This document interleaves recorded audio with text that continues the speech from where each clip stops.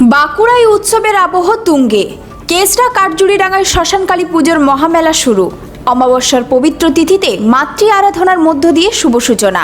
প্রতি বছরের মতো এবছরও বারুণী উপলক্ষে অমাবস্যার দিনে এই ঐতিহ্যবাহী মেলার সূচনা হয়েছে। শুরু থেকেই মেলা প্রাঙ্গণে উপচে পড়া ভিড়। দূর দূরান্ত থেকে মানুষ এসে ভিড় করছেন এই মেলায়।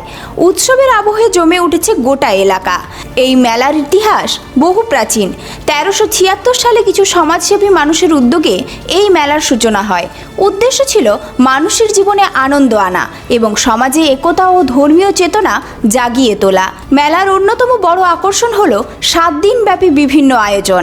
মেলা প্রাঙ্গণে রয়েছে নানান দোকান, খাবার, খেলনা ও বিনোদনের ব্যবস্থা, যা ছোট থেকে বড় সকলের কাছেই দারুণ আকর্ষণীয় হয়ে উঠেছে।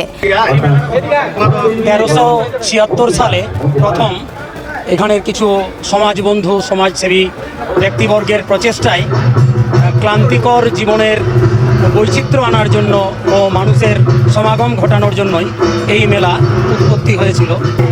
আজ পঞ্চম দিন, আর 2 দিন থাকবে।